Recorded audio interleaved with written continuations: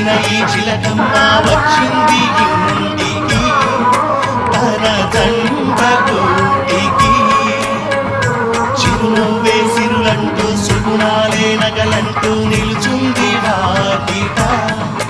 ఈ మందార మాలిక సిరి వెన్నెలంటి చెలిమిని మాకు పంచగా నెలవంక ఇలకు చేన చిన్నవదినగా పొంగే ఆనందం తెచ్చే సంతోషం మాలో గిలిందెనే వధువే బంగారం వరుడే తన సర్వం ఇది నూరేళ్ల బంధమే